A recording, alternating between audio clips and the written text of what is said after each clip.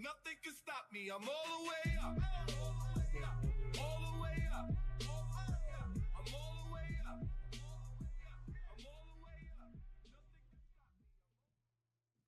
Good morning, Vietnam. We're sticking with it. We're sticking with it. Well, We're it's a catchphrase. We're sticking I with like it. Don't change a good thing. You know, it's the funniest thing. You know what? My kids listen to the podcast. They're like, Dad, why do you keep saying good morning, Vietnam? Who do you know in Vietnam? I'm like, Is that from MASH? no. Oh, no. It's Robin Williams. Yes. It's Good Morning, Vietnam. Oh my God, movie that's is how I always called- mistake. Yeah, right. I should have known that. Yeah, that's right. Do you guys remember what the movie was called? Good morning, Good Vietnam. Morning, Vietnam. Oh, is that what it was called? Yep. See, You're I didn't know Canadian that. for sure. I've Yeah. seen the movies. I'm a big war movie buff, just so you know. Big time. Vietnam War is in my specialty. Yeah, no, I know. You definitely knew the movie. It was for sure. You Yeah, did. I- Canada I've- wasn't I- in that war. As soon as you No, said it, the I know. hockey- it didn't have anything to do with hockey. That's why. That's what it was. Or money. Or money. Or money. I'm Meyer Dalal. Good morning, Meyer Dalal from Vietnam. I'm Ronan Fishman, your resident Canadian alien American. Alan Hastings here, mortgage analyst at MBank. And Jason Mantione, the Canada desk. The Canada desk. I love that.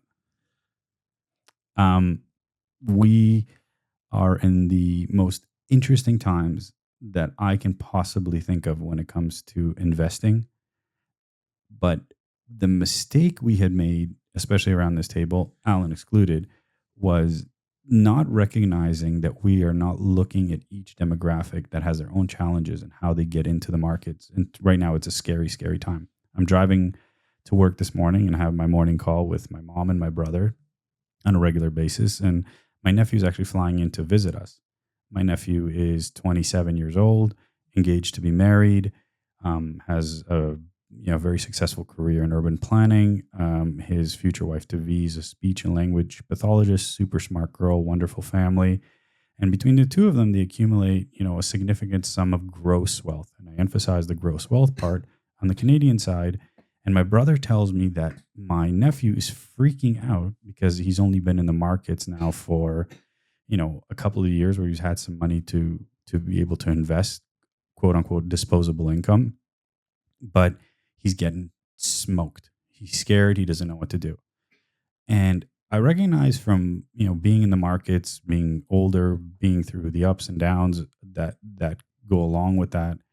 And I said to him automatically, I'm like, oh, this is his first war. He hasn't been through one yet. And he goes, well, can you talk to him when he gets here? I'm like, of course. We always talk about this sort of stuff. And he goes, what do you think you should do? I'm like, nothing. Nothing is the best thing he can do. If you set your investment portfolio as a set it and forget it kind of thing, and most of your stuff on a drip, for people that don't know what a drip is, it's a dividend reinvestment plan. So if you own an ETF, an exchange traded fund, or a stock that has a dividend yield, and that's the dividends that is paid out monthly, quarterly, depending, sometimes annually. And instead of paying you back in cash, let's say the yield on $100 is 5%, they'll pay you $5 on whatever the increments are monthly, quarterly. Instead of paying you those $5, they'll reinvest that into buying more stock. And the point of doing that is as the stock dips, you're buying it at a lower cost base. And if you hold on to it long enough, you start really benefiting from the compound interest, because now you're getting interest on interest instead of just taking out the cash. And the flip side of that, what I'm hearing a lot from especially younger people, is there's this flight to security. And I know the bond market is like the flight to quality that you mentioned before, Meyer. But real estate ends up being the flight to security because it's what people know. It's a need, not a want. So buying real estate, having that as a consistent rental income is where people are interested in going. But the common misconception is that they think that they don't have enough money, meaning they don't know how to scale. And that's a beautiful part about money. Money's scalable. You can spread it around doing multiple things. You don't have to physically do anything with it, and it can generate revenue. The thing that you always have to sprinkle into that is patience and time, and just set it and forget it, just like you would in an ETF. So when he's going to come down here, he's going to ask me, should I buy a house to live, or should I buy into the markets or stick around, or buy real estate as an investment? And all of those are completely mutually exclusive. A house to live is a liability. It's not an investment, regardless of what we were taught our whole lives. It's a lifestyle choice. You get to live in that house. You get utility from it. You use it on a day-to-day. The real estate acquisitions that pay you a rental dividend, rental income on a monthly basis is where I would be going for sure as a security. If you buy real estate with the hopes of liquidity, it's not. If you need the cash within the next 6 months, a year, 2 years, I'd say, real estate isn't your best bet. But if you're a long-term investor and you want to build equity, there's nothing better. And the common mistake is that they don't understand what it's actually going to cost them to get that. And the cost is the down payment, not the interest risk. The interest risk is the cash flow. Alan, you're 30 years old. If you don't mind me, putting that out in the world. 30 too years late young. now. 30 years young. That's right. And if you could give yourself one piece of advice 10 years back when it comes to investing in real estate, what would you do different than you're going to do today? That's an interesting question. I think one of the things you hear a lot as, a young professional, especially after graduating, especially when you're getting into your career, like heavily, you're really kind of finding your footing, building a life. A lot of people tell you retirement accounts are the way to go. Even at a young age, you should start because, as you're saying, drip kind of means that you're going to be snowballing this interest for the rest of your life. I think real estate you could view it the similar way, right? As a retirement account. You could think of it as, I could invest in this early instead of putting it into a, money market account or whatever you may, think of as long-term gains. Real estate is the same. It's long-term gains as well. And if you're smart about where you invest, the returns are potentially a lot higher. So I think if I had to talk to myself 10, 15 years ago, I'd tell myself, maybe buy some property in South Florida. That may be what I'd tell myself. Sure, right. I mean, you can't ever time a market. So the best time to get into the market was yesterday. And then the second best time is today, right? Yeah. You can't time any of this. But when you put it in a retirement account, like in the States, it's a 401k. In Canada, it's an RRSP. They both do the same thing, reduce your taxable income. But it essentially eliminates one of the most important things for especially young people as life evolves and changes, is it eliminates liquidity unless you're willing to pay a massive withholding tax. Well, that's the difference between real estate and a retirement account as well. You lose liquidity for both, right? I'd be putting down payment down on a house, but then I'd have a physical asset. Whereas when it's tied into a retirement account, that's not an asset I can touch. So I would still have a house to live in that is appreciating in value. Of course. So I'm double dipping on the goods. And so the thing that we talk about a drip, you can do the same thing with a real estate asset in the form of paying down your mortgage. And what I mean by that is mathematically, if you were to put one extra payment annually towards your principal on your mortgage, you can reduce your amortization by somewhere between 7, 8, 9 years, right, Meyer? I don't think it's that high, but probably they say average 5 to 7 years. But yeah, it definitely is something that we speak a lot to our clients on, is make that extra payment if you can. If you have extra cash flow on the rental property, put it towards the property. It goes right to principal. Yeah, right to principal, and effectively pay it down. I mean, as a strategy, I've always said I take interest only loans just because I know the way I invest and I know the way I handle things. I'm never going to make 360 payments and pay down a house. That's just not my style. I'll end up buying it down by making chunks of payments. Now, if this was my son, Right. who's just about to get married, or my daughter who's just about to get married, I wouldn't tell them to take an interest only loan because it doesn't apply to them.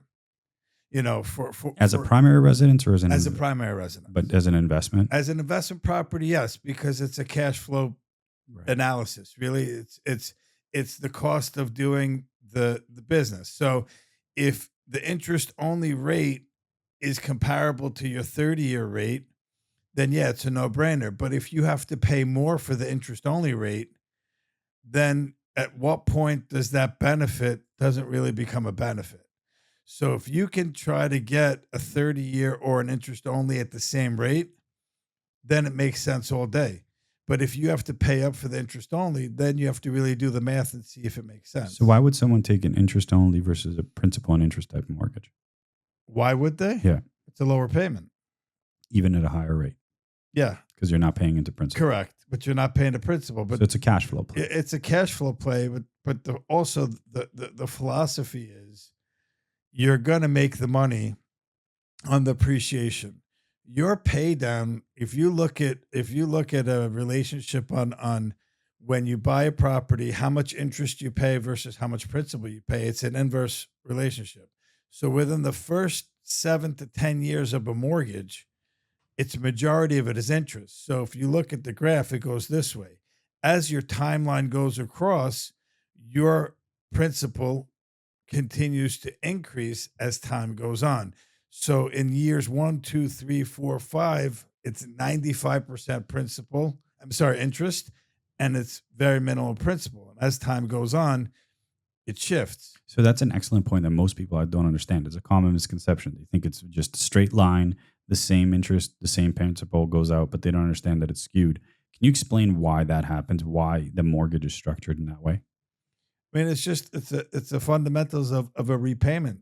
I mean, when you look at it, a certain amount of interest goes to carry the loan and a certain amount of principal goes to carry the loan, but it's a time value of money. As time goes on, you've paid down more balance, and compounding interest happens where it pays down your balance. Where an interest-only loan, the effectiveness of an interest-only loan is your balance stays the same. So if you do pay down your mortgage, you can now also lower your payment. So 30-year, you take $100,000 and you pay towards it. You just now increased your timeline. So your horizon became much faster because you paid down the balance. Right. But what I'm asking is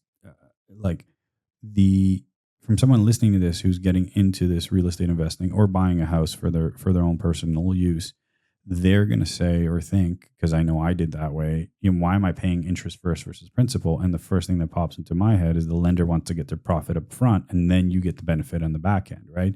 Because if you refinance that loan in the first couple of years, right, they don't get the investor, being the bank, isn't getting the full benefit of lending out that money, right? And yet time value of money changes. There's a discount rate for that, but that the common thing is that everybody thinks it's a straight line. That's an amazing point you brought up, but people have to understand that when you are borrowing, you're going to pay the interest, being the profit, to the lender first, and then you're going to pay a principal portion, which is to your benefit. That's why making one extra payment to principal is a compounding effect on an annual basis. Like most of our product, the DSCR, the Foreign National Loan, the Debt Service Covered Ratio Loan, in and of itself has a 19% principal repayment without penalty into the product. So that's what I understand. So if you were if you bought a house for $100,000, you're collecting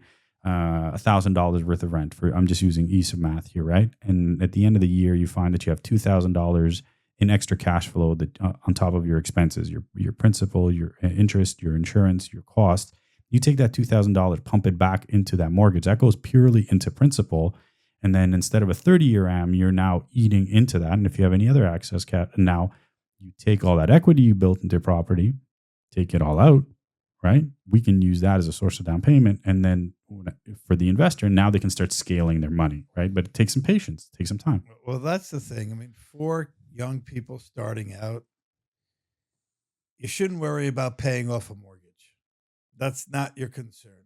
Your concern. You and I had this conversation, old school way of thinking. Because if you're paying, 7.5 on your mortgage, but you're investing it at 5, right? I mean, there's no real reason why you have to be paying down that mortgage. The kid, I tell my kids, my older kids, because I have younger kids and older kids, I tell them specifically, save enough money where you can get into your first home. That's the goal, right?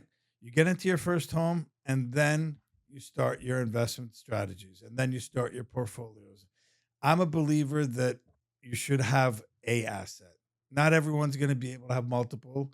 Not everyone's going to be, but there's a commonality, there's a goal. Now, you don't want to be house rich and cash poor either. So there has to be that balance. Can you explain that term? It's, a lot of people have, I just bought a $4 million house. My house is worth this money, but how much cash do you have? You have $5,000 in the bank. there has to be a balance in life where you're able to have a home, enjoy your home, and also have a quality of life. Right. And unfortunately, certain areas, are much harder to live in now than others, like California. California has become very expensive. Parts of Florida too has become very expensive. So there has to be sacrifices and adjustments made. My kids may not be able to live in the best parts for now, but it's a process. My son is just graduating, God willing. He's getting a job. His fiance is going to get a job as a nurse. They're going to save their money. They're going to pool their money, and then they're going to go buy an asset. And then from there, their next step is, okay, what are we going to do to get the next one and the next one? And it's not pay down this one. It's get to the next one, because at some point you're going to build enough equity where if you keep accumulating assets, one or two, if you can do one every 2 years, you end up refinancing to help you buy the next one and the next one and the next one. And your tenants ultimately end up paying your mortgages. So you're really out of pocket for that first home that you live in. And then that first home that you live in was the starter home. Now it's going to be an investment property that's going to get paid down by your tenant because you're going to move up after you grow your family and have kids. That's the ultimate strategy I share. Now, you spoke about investing in stocks and ETFs, etc.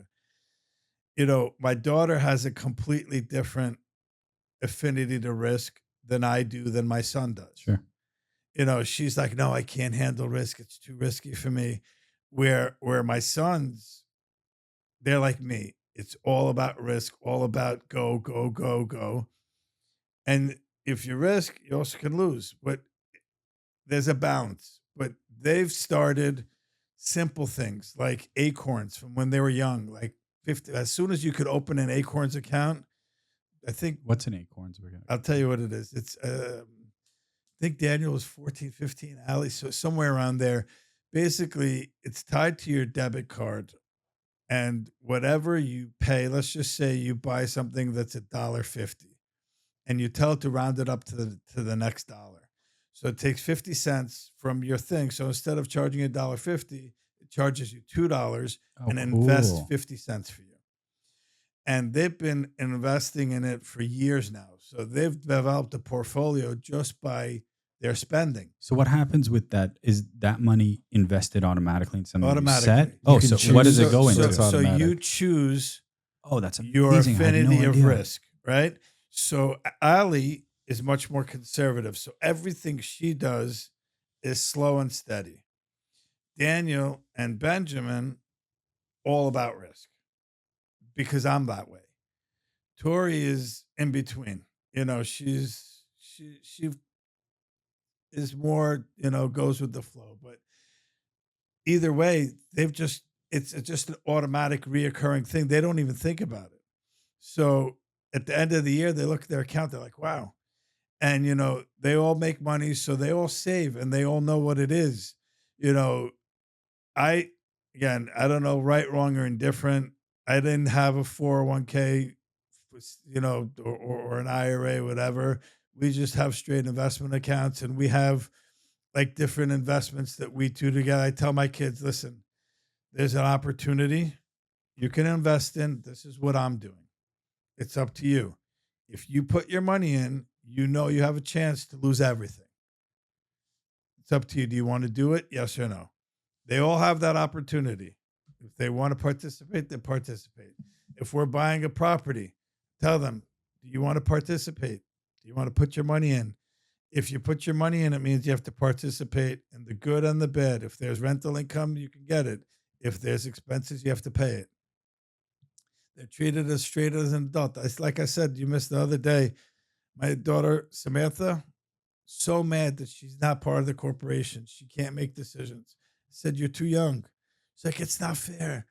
But it's that mindset of constantly talking to your kids, talking to them about life, finances, expenses, what it's all about. It's crazy. First of all, Acorns. Is there Acorns? At what is there a particular age you can I start? don't have to check it, but Okay. it's a great thing. So there's two things that we touched on.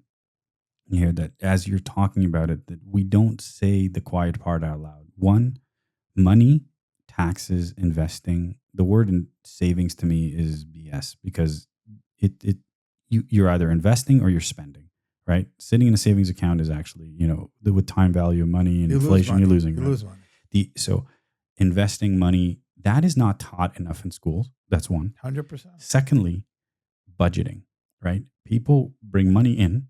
They know they have to spend on their primary, goals, mortgage being a massive expense, right? Food, car, internet, lifestyle.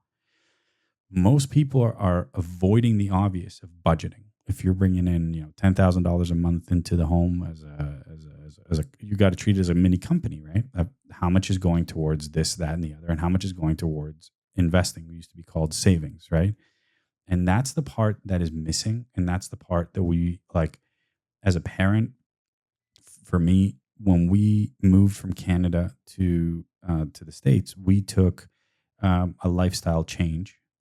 And we showed our kids at a very young age what adversity looks like, still going through it. And were we the best versions of ourselves? Are we? No. Stressed out. They feel it. We think kids don't see it, don't feel it, but they do. And as you struggle and fight and you try to get ahead of things, they start seeing that part too. So I go out of my way with my kids to teach them those sorts of things. Like my eldest just turned 9, just read for the first time, didn't understand 90% of it, was Rich Dad, Poor Dad. I made her read it. And in my house, books are a currency. So if they say we want Pokemon cards, and I don't know if you know about Pokemon, because I'm an avid collector. I don't know anything about it. All I know is I'm in the wrong business. I should be in Pokemon because these things resell like crazy. There's a scarcity and everybody wants it. But she said, I want this box of Pokemon cards. Great. How much is it? It's $80.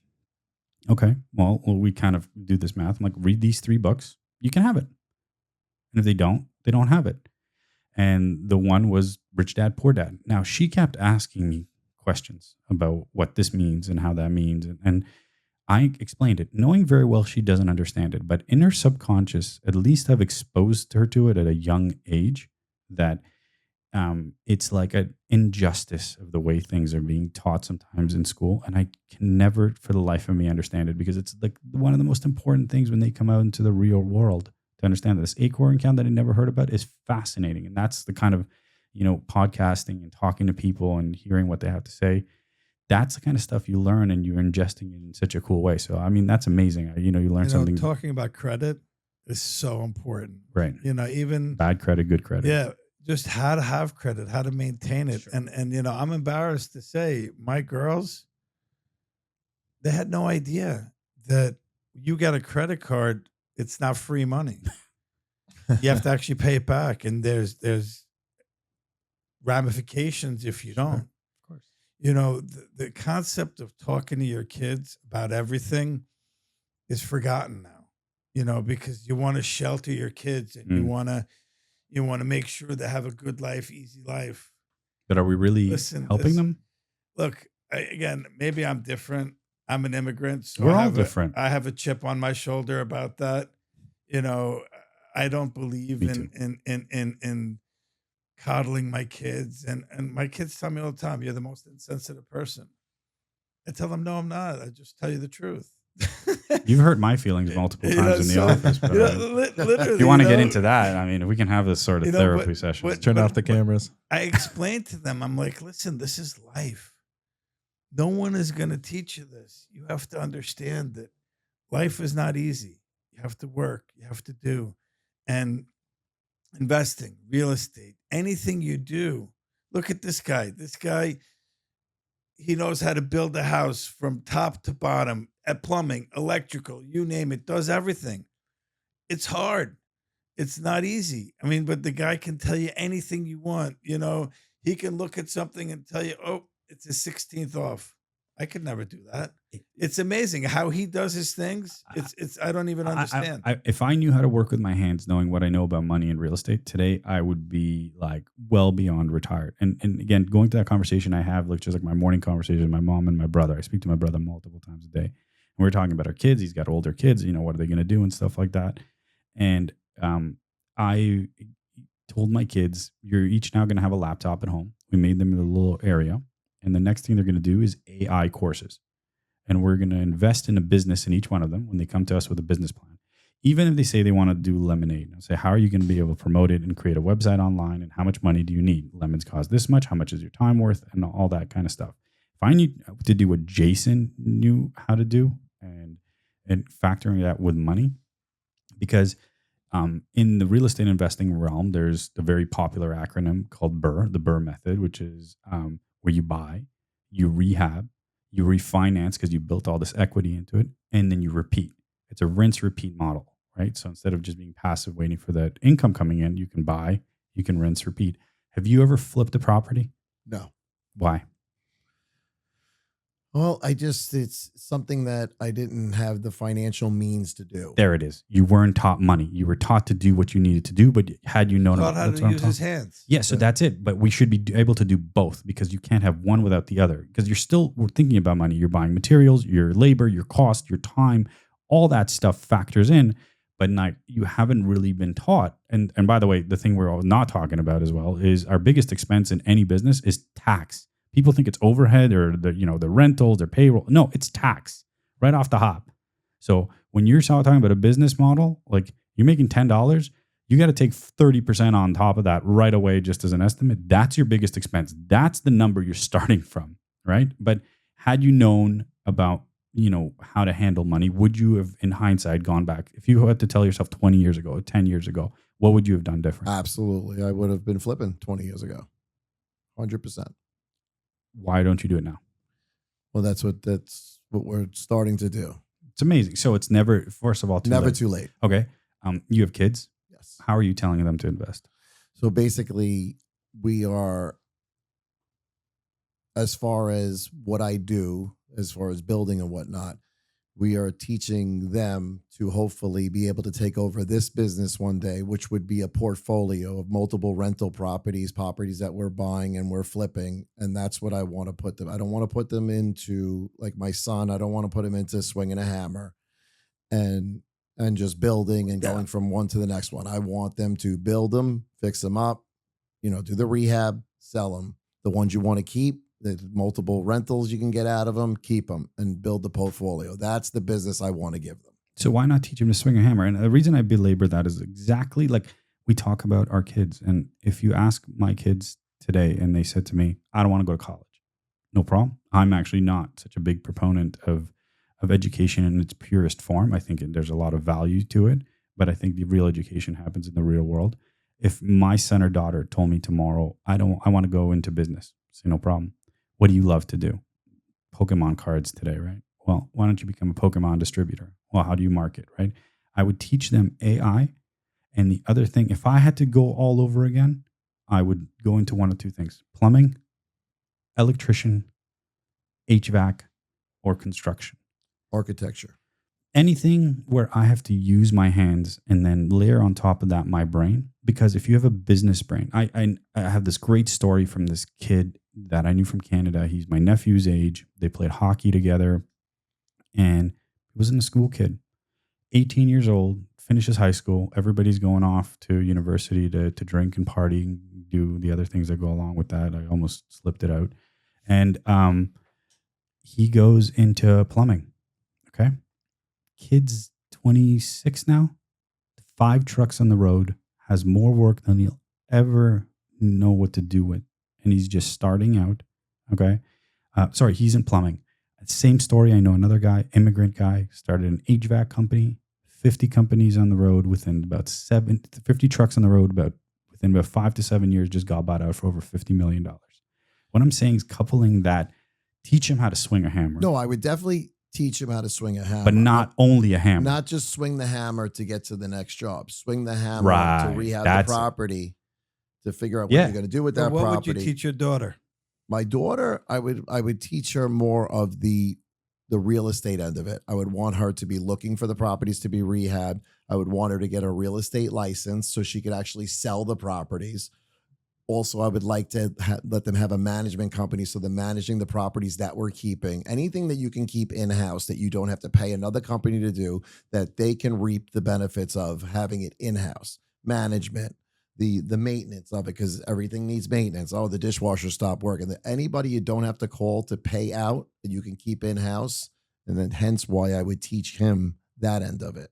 And I why- would teach her to swing a hammer too. Honestly, I'm not. I know that there's a differentiation. It's physical labor. That's not the intent. What I'm saying is, if you know how to swing a hammer, you can then manage someone who can work for you, who can swing a hammer. You always want to have them do what they want to do. If I Sure. feel that my kids, any kid, like when I was taught to do something I didn't want to do, that wasn't my potential. When I was taught to do something that I like to do, I thrived in it. Of course, you and everybody else. Of course, So that's, I want them to do what they'll be able to thrive in. do the thing you love. You'll never have to work another day in your life. That's right? the truth. That is the truth. Right. So the thing we're touching on is the lack of education when it comes to money, Big time. adding value. Right. That budgeting is critical. Having a passion for what you're trying to do. Right. How many people do we all know in the room that are hugely monetarily successful and are bloody miserable throughout their lives? Right. Because they did it for a better life, and there's nothing wrong with that, right? But if you can find that intersection, that like where you love to do something, and at the same time you can make a lot of money doing it, it's so much easier to get that done. It took me a long time to do it. Like I was hugely successful in real estate in Toronto, but I was miserable, and not because of every aspect of the business. It was because how much time it took away from my family, from my own personal time and space. When you are working with people hands-on the real estate end of things, you're not just giving advice on the real estate transaction. You're a psychologist, you're a therapist, you're managing lots of different personalities. I have a funny story that I tell especially young realtors when I used to recruit them. And like, you're doing your first inspection on the property, you're there. Has the father-in-law come in yet?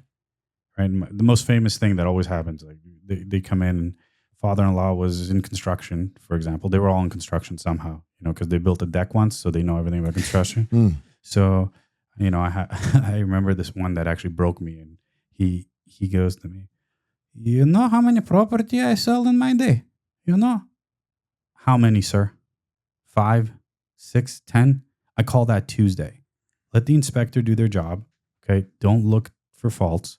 We respect your opinion, but let the professionals do their thing. And that kind of stuff in real estate really hurt me, because you have to sometimes really swallow your pride and ego and get like brought down to like a low common denominator. And it's not cool. And mortgage people, real estate professionals, accountants, lawyers, construction, when you have people that you trust, that you care for, that you know are going to do the best thing by you, never leave them. Never leave them, even if it costs you a little bit more, because at least you know what you're going to get at the end. Because every one of us knows stories about everything we've done from any one of those professionals I've ever mentioned. If it goes sideways, it is a disaster. I mean, like construction, I remember in the real estate world, they used to call it divorce dust, right? Because if you get a bad contractor, takes 20 jobs, doesn't show up to yours, you're finished. It's just stress. And this is your safe space. This is your home, right? Like good realtors, good mortgage brokers, accountants, lawyers, plumbers. Like if you have one that's a little bit more expensive, but better and executes on what they want to do, you do not ever leave them. And it's hard because if you meet one bad person in your life and you met, 999 people that are amazing, you won't remember them. You'll remember that one, I'm sure you got all kinds of stories about that kind of construction. That's what me and my brother, we believe in that. We believe in that. If we find somebody good, if they're a little bit more expensive, if they're a lot more expensive, peace of mind, we will take it over anything, any day of the week. That's who we use. The one that's not coming back to fix it, the one that we don't get 14 phone calls from, the one that goes in, says what he's going to do, here's the price, and it's done, and that's it. Myers looking at me because of the nicotine pouches. Everybody's got a vice. All right. When you talk about like these sorts of people, I found that the people that are the most honest are generally not the one even the priciest in what they do. They'll give you a fair price for what they know their value is and execute, and they'll never gouge you. Right? Everybody's got to eat. I say it up front when people start to negotiate hard. I'm like, look, everybody's got to eat. This is my markup. This is what I earn. This is what I do for a living. If somebody tells you they can do it for less, but you've never worked with them before, can they actually do it? What are they selling you? Their service or the discount? We can't oversee that. And that's just humans. It's the truth. A lot of times the cheapest isn't always the best. No. And, I had a conversation with a client yesterday. I said, listen, he said, I got cheaper than you. I said, okay, no problem. Go. Right. But make sure they can close because you have a tight closing window. You have to close in 24 days. So understand that it's a process. It might cost you a little bit more with me, but you'll have the peace of mind to know that you're going to close. Absolutely. And that's really, that's so important. That's a big takeaway. So, but I want to wrap this up. And what are the key points here that we can tell our young listeners and the young folk? I think it's to the parents and the people disseminating information. First and foremost, you're never too old to get started, right? There's a lot of wisdom in age, and I wish my father was around. I wish grandparents, and I wish I listened to them more when I was a young whippersnapper that thought I knew everything. Teaching kids money early is integral, right?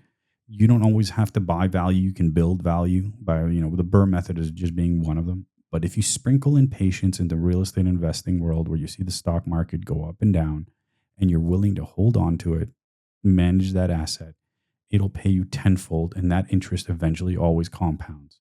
Always. Well, for me, I think you have to take the shot. You can't just.